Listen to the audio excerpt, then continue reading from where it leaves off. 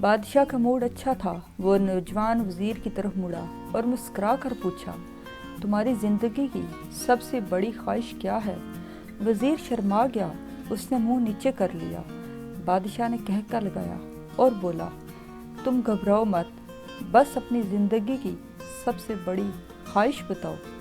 وزیر گھٹنوں پر جھکا اور عاجزی سے بولا، حضور، آپ دنیا کی خوبصورت ترین سلطنت کے مالک ہیں۔ میں جب بھی یہ سلطنت دیکھتا ہوں تو میرے دل میں خواہش پیدا ہوتی ہے، اگر اس کا 10واں حصہ میرا ہوتا تو میں دنیا کا خوش نصیب ترین شخص ہوتا۔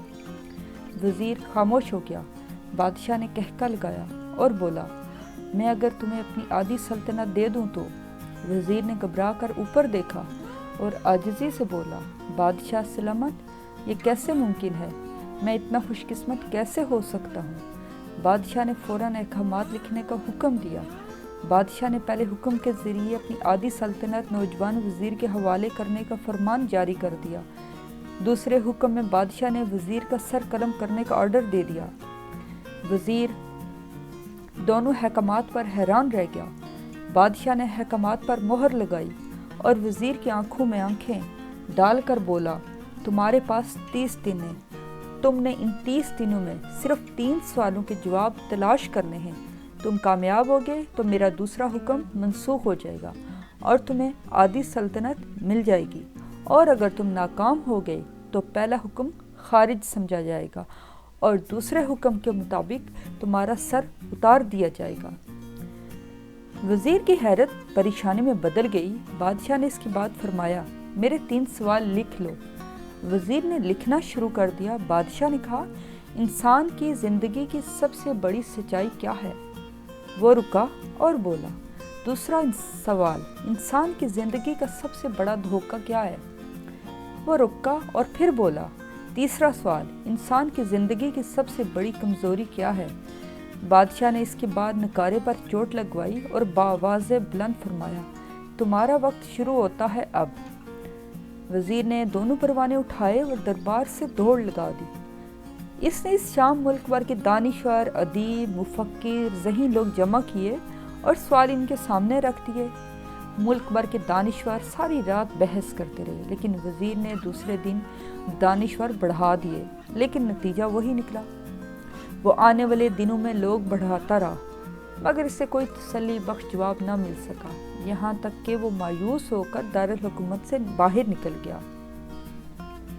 وہ سوال اٹھا کر پورے ملک میں پھرا، مگر اسے کوئی تسلی بخش جواب نہ مل سکا۔ وہ مارا پھرتا رہا، شہر شہر، گاؤں گاؤں کی خاک چھانتا رہا۔ شاہی لباس پھٹ گیا، پگڑی ڈھیلی ہو کر گردن میں لٹک گئی، جوتے پھٹ گئے اور پاؤں میں چھالے پڑ گئی، یہاں تک کہ شرط کا آخری دن آ گیا۔ اگلے دن اس نے دربار میں پیش ہونا تھا۔ وزیر کو یقین ہو چکا تھا کہ اس کی زندگی کا آخری دن ہے۔ کل اس کی گردن کاٹ دی جائے گی اور جسم شہر کے مرکزی پل پر لٹکا دیا جائے گا۔ وہ مایوسی کے عالم میں دارالحکومت کی کچی آبادی میں پہنچ گیا۔ آبادی کے سرے پر ایک فقیر کی جھونپڑی تھی۔ وہ گرتا پڑتا اس کٹیا تک جا پہنچا۔ فقیر سوکھی روٹی پانی میں ڈبو ڈبو کر کھا رہا تھا، ساتھ ہی اس کے دودھ کا پیالہ پڑا ہوا تھا اور فقیر کا کتا شراب کی آوازوں کے ساتھ دودھ پی رہا تھا۔ فقیر نے وزیر کی حالت دیکھی، کہکا لگایا اور بولا، جناب عالی، آپ صحیح جگہ پہنچے، آپ کے 3 سوالوں کے جواب میرے پاس ہیں۔ وزیر نے حیرت سے اس کی طرف دیکھا اور پوچھا، آپ نے کیسے اندازہ لگا لیا میں کون ہوں اور میرا مسئلہ کیا ہے؟ فقیر نے سوکھی روٹی کے ٹکڑے چھابے میں رکھے، مسکرایا، اپنا بوریا اٹھایا اور وزیر سے کہا، یہ دیکھیے، آپ کو بات سمجھ آ جائے گی۔ وزیر نے جھک کر دیکھا، بوریا کے نیچے شاہی خلعت بچھی ہوئی تھی۔ یہ وہ لباس تھا جو بادشاہ اپنے قریب ترین وزیر کو عنایت کرتا تھا۔ فقیر نے کہا، جناب علی، میں اس سلطنت کا وزیر ہوا کرتا تھا۔ میں نے بھی ایک بار آپ کی طرف بادشاہ سلامت سے شرط لگا دی تھی، اور اس شرط لگانے کی غلطی کا نتیجہ آپ خود دیکھ لیجئے۔ فقیر نے اس کے بعد سوکھی روٹی کا ٹکڑا اٹھایا اور دوبارہ پانی میں ڈبو کر کھانے لگا۔ وزیر نے بڑے ہی دکھی دل سے پوچھا، کیا آپ بھی جواب تلاش نہیں کر سکتے تھے؟ کیا آپ بھی جواب نہ تلاش کر سکے؟ لیکن فقیر نے کہکا لگایا اور جواب دیا، میرا کیس آپ سے مختلف تھا، میں نے جواب ڈھونڈے تھے، میں نے بادشاہ کو جواب بتائے، آدھی سلطنت کا پروانہ پھاڑا، بادشاہ کو سلام کیا اور اس کٹیا میں آ کر بیٹھ گیا، اور میرا کتا اور میں دونوں مطمئن زندگی گزار رہے ہیں۔ وزیر کی حیرت بڑھ گئی لیکن یہ سابق وزیر کی حماقت کے تجزیہ کا وقت نہیں تھا، جواب معلوم کرنے کی گھڑی تھی۔ چنانچہ وزیر اینکر پرسن بننے کے بجائے فریادی بن گیا اور اس نے فقیر سے پوچھا کہ آپ مجھے سوالوں کے جواب دے سکتے ہیں؟ فقیر نے ہاں میں گردن ہلا کر جواب دیا، میں پہلے 2 سوالوں کا جواب مفت دوں گا، لیکن تیسرے جواب کے لیے تمہیں قیمت ادا کرنا پڑے گی۔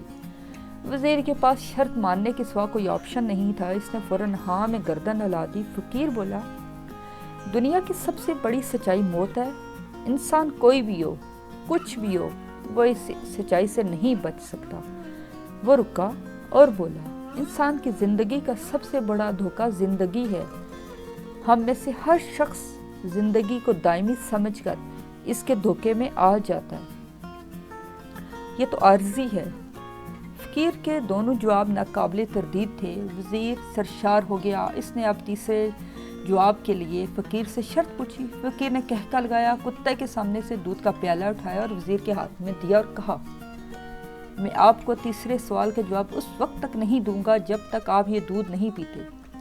وزیر کے ماتھے پر پسینہ آ گیا، اس نے نفرت سے پیالہ زمین پر رکھ دیا اور وہ کسی بھی قیمت پر کتے کا جھوٹا دودھ نہیں پینا چاہتا تھا۔